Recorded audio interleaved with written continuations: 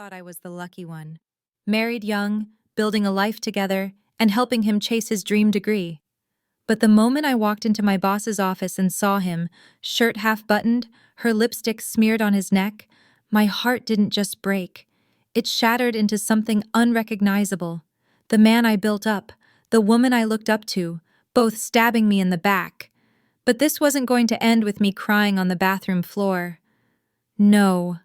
I made sure they both paid, publicly, brutally, and I didn't stop until they had nothing left. You want to know how I flipped the game on both of them? Keep listening, because the sweet part wasn't just the revenge, it was how I ruined their futures, with a smile. If you've ever sacrificed everything for someone, only to be stabbed in the back, this story is for you.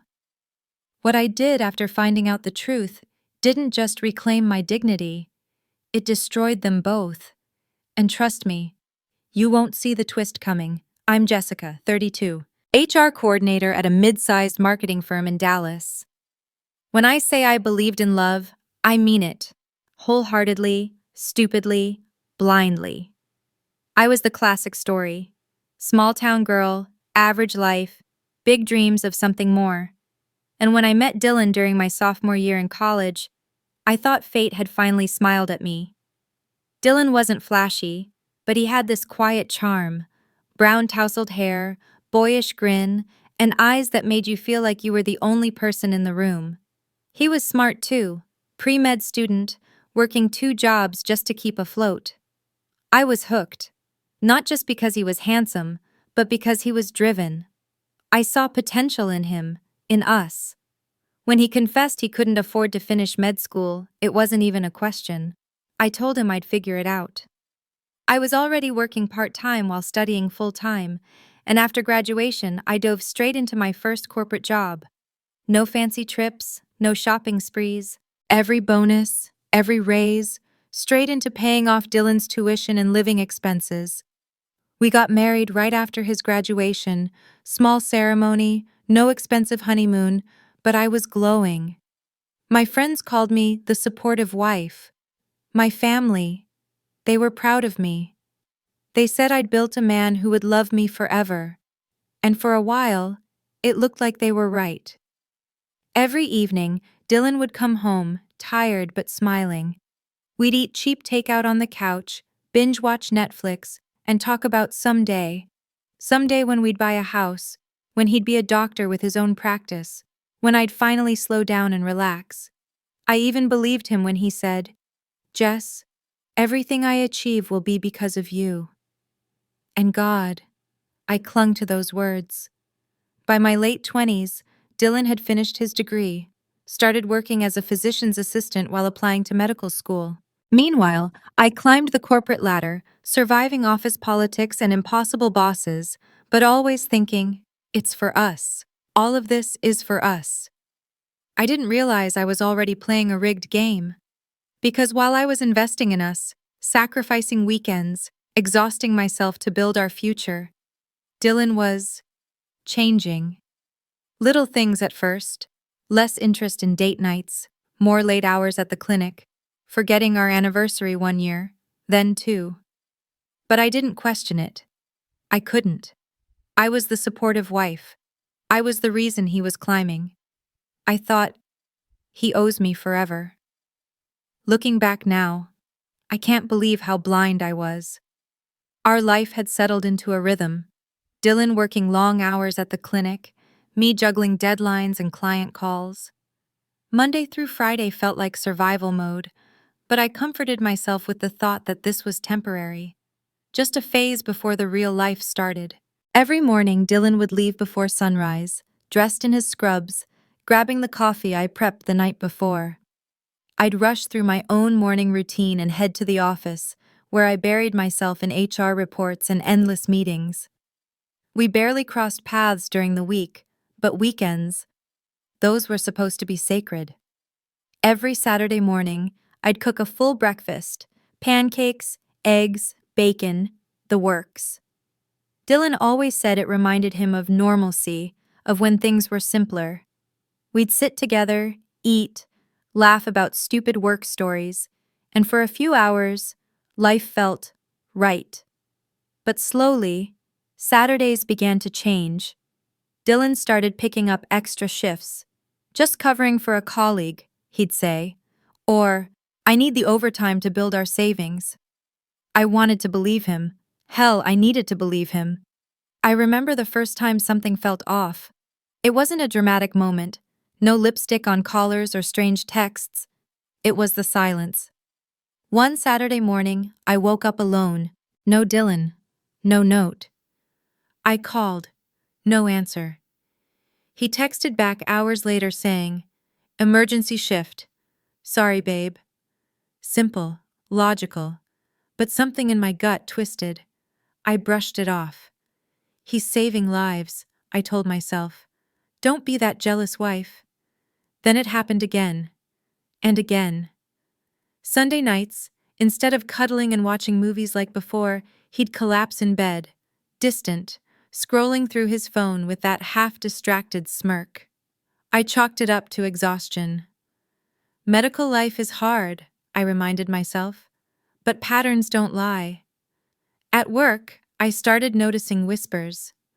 My boss, Miranda, had suddenly taken an unusual interest in me, inviting me to leadership lunches, asking about Dylan, complimenting me more often.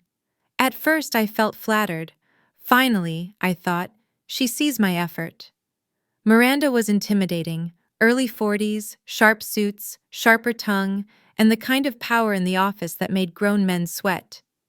She never cared much about her employees' personal lives, until now. Then came the little slip-ups, her mentioning things Dylan had said, stories about the clinic I never told her, jokes that felt too familiar.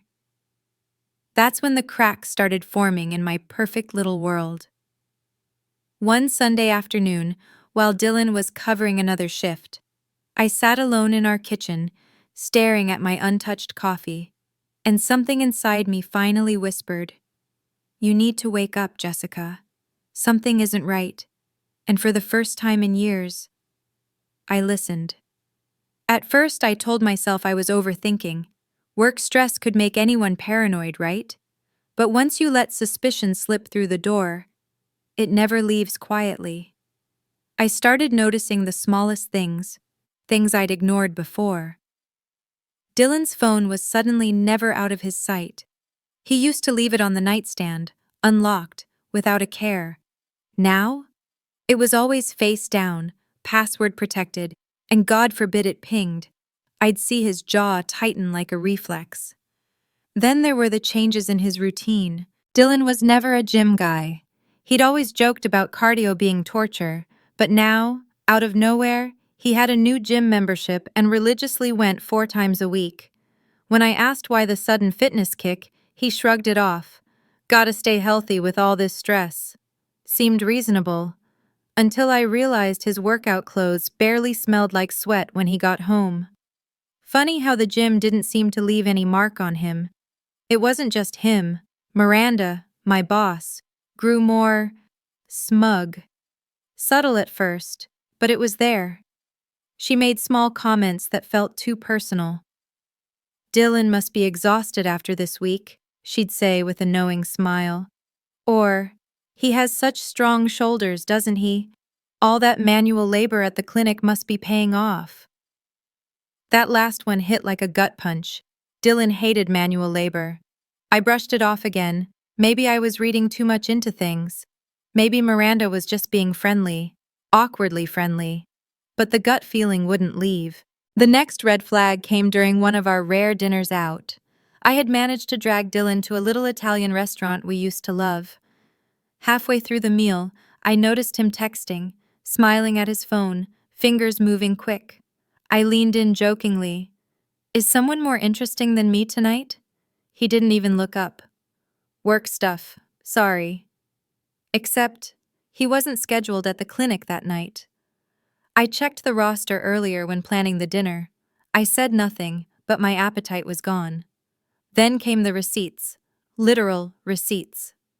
I was doing laundry one Sunday when I found a crumpled spa receipt in his jeans. Date night, Friday evening. Dylan had told me he was working late at the clinic. My chest tightened. Maybe it's a gift?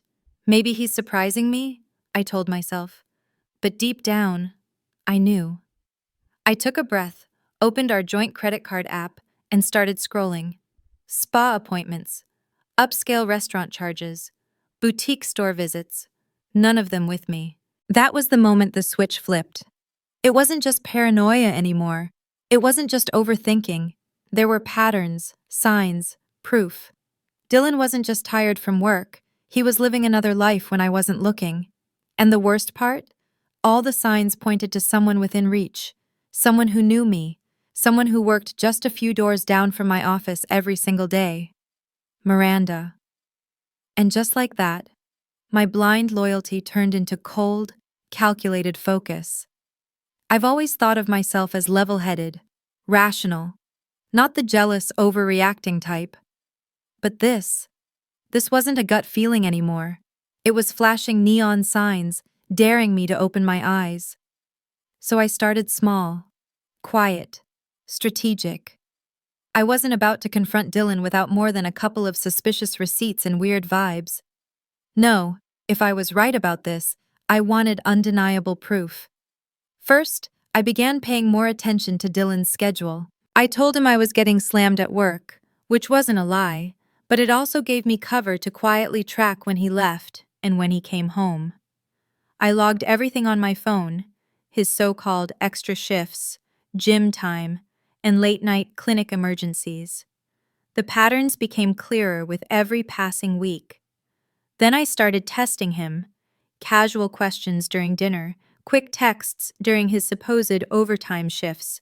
His responses were always delayed, short, sometimes contradictory. One Friday, he said he was covering for Steve at the clinic, but I'd casually bumped into Steve that same morning at Starbucks, off-duty, dressed like he was heading for a weekend getaway. It felt like Dylan wasn't even trying to keep his lies straight. Next, I paid attention at work. Miranda's behavior only made things worse. She was smug, confident in this strange, mocking way. She stopped asking about Dylan during our one-on-ones and instead made subtle digs. Must be nice having a husband who works so much overtime. Someone has to pay for all those degrees, huh? I nearly choked. She said it with a smile, but it didn't feel like a joke. It felt like ownership. Then, there was the car. Dylan drove a beat-up Honda Civic, the same car he'd had since college. I took it in for maintenance one afternoon as a favor, and the mechanic printed out the latest service report. Listed right there under routine inspections was a previous repair at Blue Orchid Spa and Suites, a valet service ticket. Valet? Our Honda Civic? At a spa with valet parking? That same week, I checked our location history on Google Maps. Dylan was sloppy. His timeline showed frequent stops by Blue Orchid. It wasn't even close to his clinic or gym. My heart was pounding. I wasn't just being paranoid, I was being played.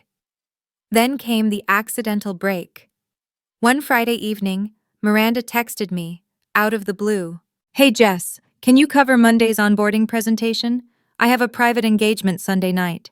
It seemed innocent, but Dylan had also told me that same morning that he'd be covering a last-minute clinic shift Sunday evening. The math didn't add up. So I decided to stop speculating and start observing. That Sunday, I lied. Told Dylan I had to fly out for a conference meeting last minute. I left the house early, parked my car 2 blocks down, and waited.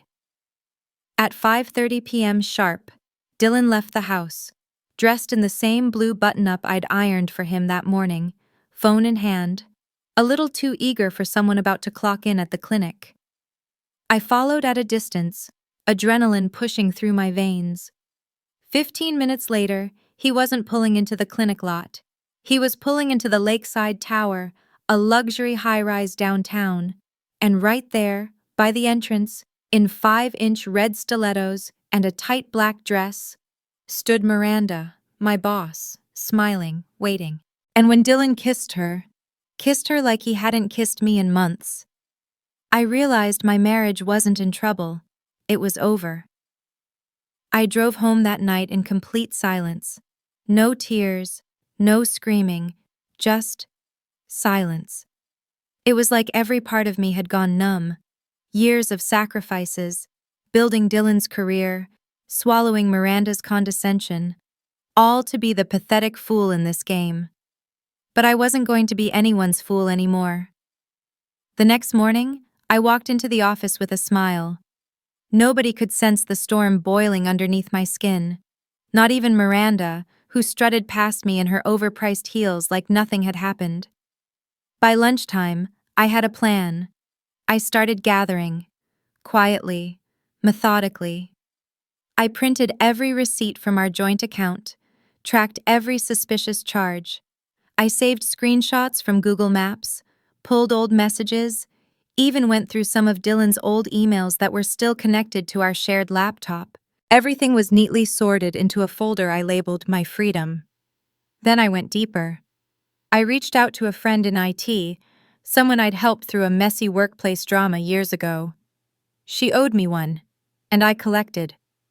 Within 2 days, she handed me data logs from Miranda's work laptop, showing late-night emails and calendar appointments that conveniently matched Dylan's overtime.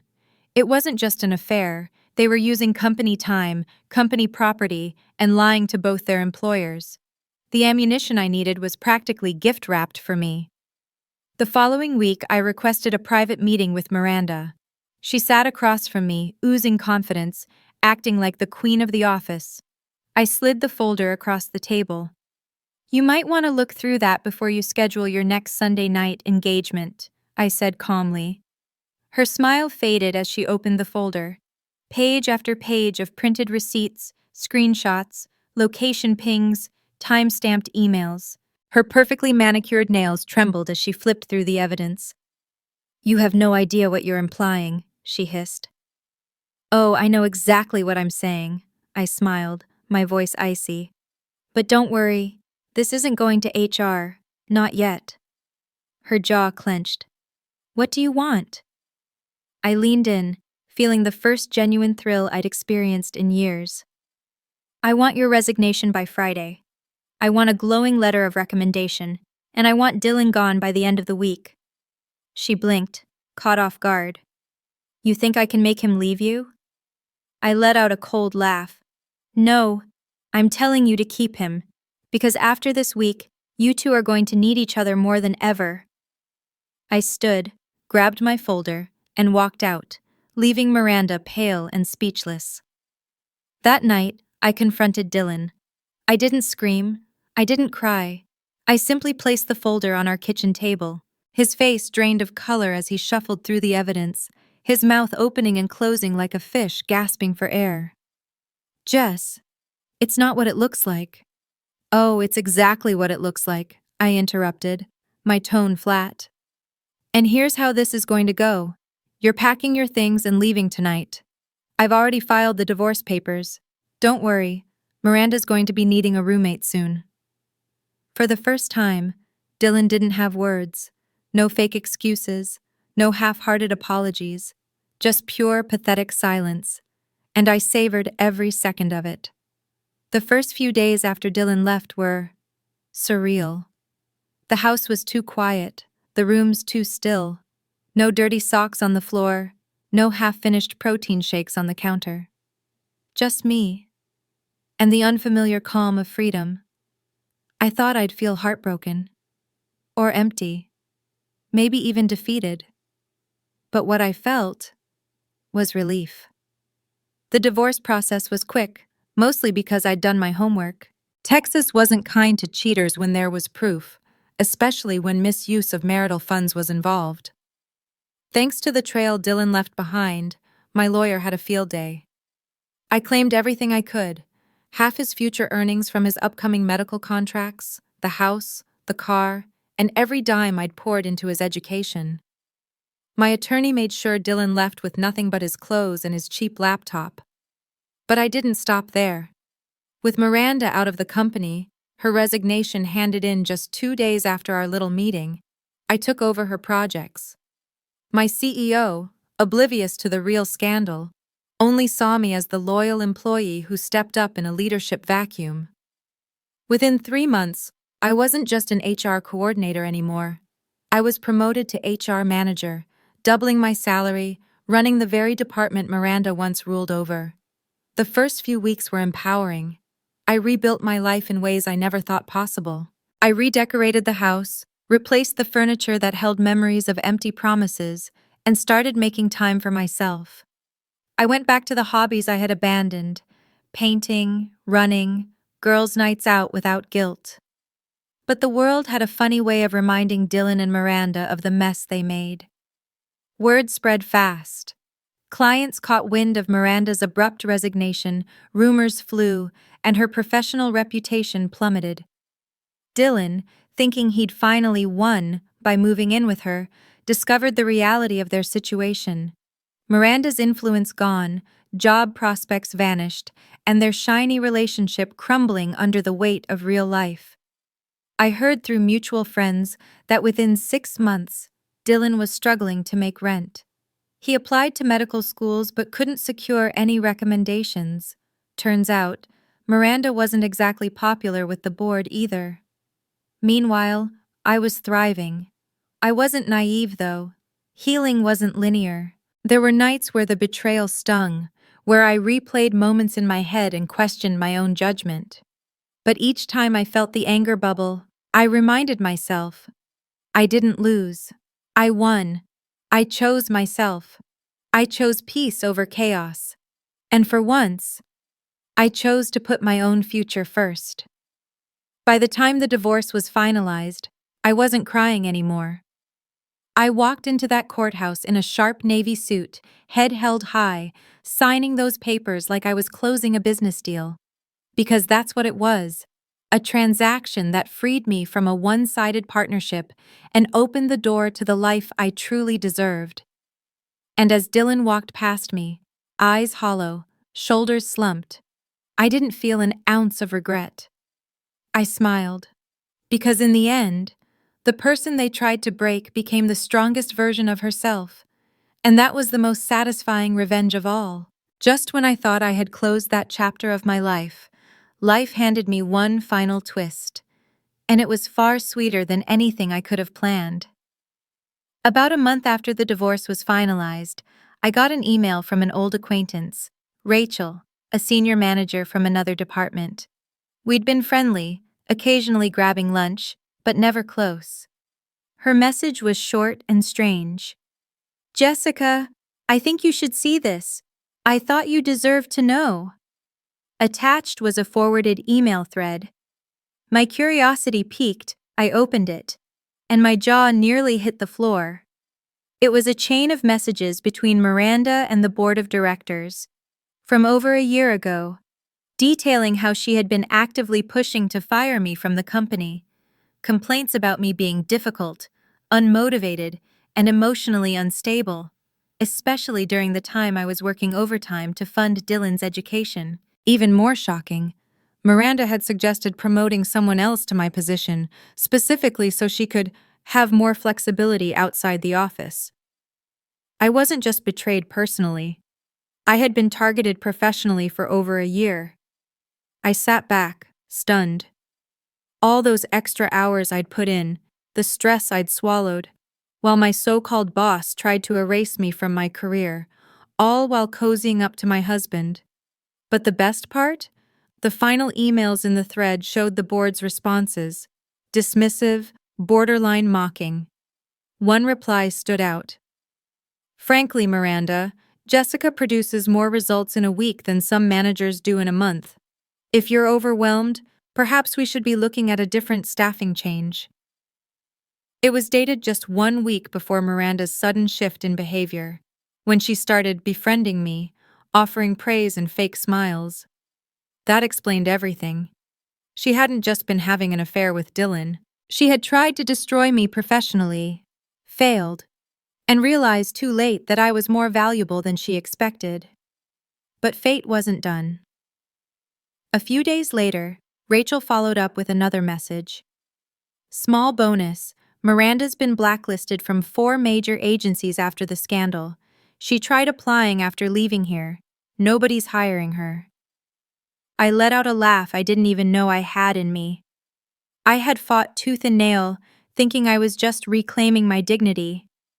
But behind the scenes, I had unknowingly won a battle I didn't even know I was fighting. Not only did I survive their betrayal, I thrived while they imploded spectacularly. And Dylan? Last I heard, he was bouncing between temp jobs, Miranda having dumped him shortly after their downfall became public. The same man who once said, "Everything I achieve will be because of you," was now a cautionary tale whispered around town. As for me, I got a second promotion, built new friendships, rediscovered myself. And standing there, reading those emails, I realized something powerful. Sometimes the best revenge isn't just taking back control, it's living so well that they can't stand to hear your name. I didn't just survive their betrayal, I outgrew them, outpaced them, and outlasted them. And that was the final, perfect twist I never saw coming. In the months that followed, my life transformed in ways I never thought possible. The empty silences in my house were replaced by laughter, mine. The quiet evenings once filled with resentment became peaceful nights of self-care and rediscovery. I finally booked the vacation I had postponed for years, a solo trip to Italy. I walked along the Amalfi Coast, ate fresh pasta without guilt, and stood in front of the Colosseum, realizing how small my problems really were in the grand scheme of life. For the first time in years, I wasn't waiting for anyone's approval. I wasn't living for someone else's goals, I was simply living. At work, I thrived. Projects I used to dread became challenges I conquered effortlessly. I led new initiatives, mentored younger employees, and started building a reputation as a leader, not just someone who did the work, but someone people respected. My name, once brushed aside in boardrooms, was now associated with results and resilience. Socially, I rebuilt my circle. I reconnected with old friends, built new friendships with people who genuinely cared about me, and created boundaries that protected my peace. No more exhausting relationships, no more second-guessing my worth. And surprisingly, I didn't become bitter. Yes, there were moments of anger, of remembering how easily Dylan and Miranda betrayed me, but those moments became fewer and quieter. They no longer had power over my emotions. They became background noise in a life that was now centered on my happiness. One afternoon, I ran into Dylan at a local coffee shop. He looked tired, unshaven, distracted, like the weight of his choices had finally caught up to him. He tried to make small talk, asked how I'd been. I smiled, polite but distant, and simply said, "I've never been better." And I meant it. That encounter, brief as it was, sealed it for me. I didn't need revenge through drama or destruction. I had already won. Every step forward I took was a reminder that I had survived the worst version of myself. The version who tolerated disrespect, who gave endlessly without receiving, who ignored her own worth. Now, I was free. I was stronger. I had taken every broken piece and rebuilt a version of myself that was untouchable. And looking back, I realized something simple but powerful. Sometimes, life tears you apart to build you back stronger. Sometimes, betrayal clears the path you were too afraid to walk. And sometimes, losing everything you thought you needed shows you the life you truly deserved. So no, I didn't just survive betrayal. I transformed because of it. And every day, every success, every smile is living proof that they didn't break me. They set me free. Looking back, I realized the most painful moments of my life didn't destroy me. They carved out space for something better. Every lie I uncovered, every tear I shed, and every sleepless night were chapters in a story that didn't end in defeat, but in triumph. There was a time I would have done anything to save my marriage, to hold on to a relationship built on empty promises. But standing on the other side of that storm, I finally understood. You don't save things that are already broken beyond repair. You save yourself. You reclaim your dignity. You rebuild your confidence. And you rediscover the person you were before betrayal dimmed your light. I no longer defined myself by the roles others placed on me. Wife, caretaker, provider. I became the woman who could rise from ashes, who could thrive after heartbreak, who could love herself enough to never settle again. If you've ever been betrayed, belittled, or made to feel small, I want you to remember, you are never powerless. You are never trapped. You have more strength, more resilience, and more value than those who try to break you. Your comeback can be louder than their betrayal. And sometimes, the sweetest revenge is living a life they can't touch. Now, I'll leave you with this. When people show you who they really are, will you keep making excuses for them? Or will you make the choice to rise?